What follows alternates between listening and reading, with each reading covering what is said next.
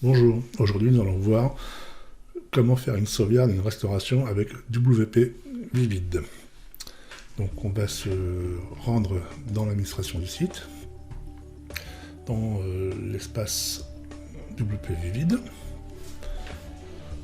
Donc là vous avez plusieurs possibilités de type de sauvegarde, soit la base de données et les fichiers, donc qui sauvegardent en local. Donc vous n'y faites pas en local, c'est pas sur votre ordinateur, c'est local chez l'hébergeur.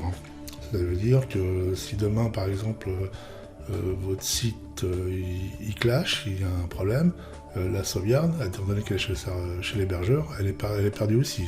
D'où l'intérêt, je vais vous faire voir, de transférer votre sauvegarde soit sur votre disque dur, soit dans un cloud. Ici on ne sauvegarde que les fichiers, et là on ne sauvegarde que la base de données. Donc je vais tout de suite faire une sauvegarde. Ça va prendre quelques secondes.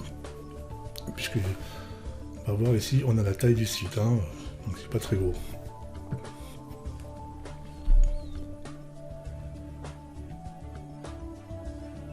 Voilà, ça va se terminer. Dans Settings, donc, on peut faire jusqu'à, en version gratuite, je crois que c'est 3 sauvegardes simultanément, il me semble. Je crois que, j'ai pas fait le test, ça veut dire, mais bon, 3 c'est déjà pas mal. Ça permet d'avoir 3 sauvegardes différentes. Qu'est-ce qu'on a dans Advanced Settings? Donc comme je vous l'avais dit, moi je suis monté à 400 parce que bon, l'hébergeur permet le téléchargement jusqu'à 400 MB, et il y a certains serveurs qui bloquent, qui limitent, là vous le voyez, c'est écrit là, qui peuvent limiter à 200 MB ou voire même moins. Donc après il faut faire des tests. Si vous arrivez à télécharger et à uploader votre fichier, c'est que ça passe très bien. Voilà donc pour cette partie là. Donc si vous faites des modifs, n'oubliez pas de bien sauvegarder en bas.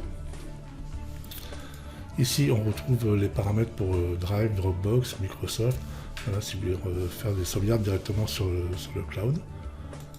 Ici, ça sert, je crois que c'est pour, j'ai pas utilisé, mais ça sert pour faire des transferts de site à site, de l'hébergeur à hébergeur, donc confirmé.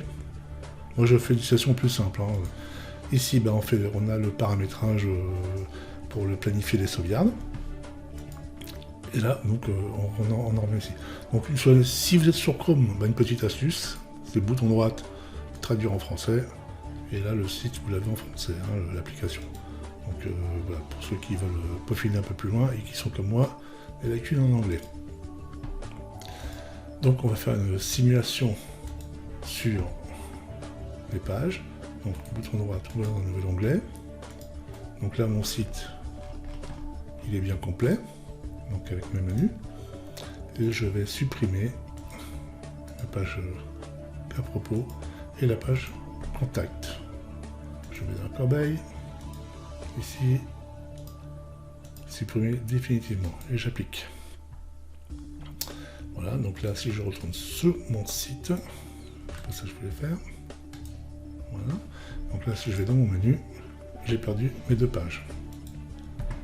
Donc là on retourne dans WP Vivid. J'ai ma dernière sauvegarde qui est ici. Sinon, si elle n'était pas présente et que je l'avais ailleurs, je vais la chercher soit sur mon disque dur, soit sur mon cloud. Je la sélectionne et je la restaure. Je restaure. Ok, je valide. Donc ça prend quelques secondes. Oui, c'est pas très gros. Pareil, quand vous avez des grosses mises à jour ou des changements de version de WordPress, pensez à faire une sauvegarde avant, on ne sait jamais. Voilà, c'est terminé. On valide. Je retourne sur mon site. Donc, toujours rien. J'actualise. Là, je retrouve mon menu avec mes pages comme d'origine. Voilà, bon, j'espère que ce petit tuto vous rendra bien service. En tout cas, la sécurité, elle est importante sur les sites. On a vite fait de perdre toutes nos données. Donc là, pensez à bien faire vos sauvegardes, c'est très important. Je vous dis à bientôt. Merci.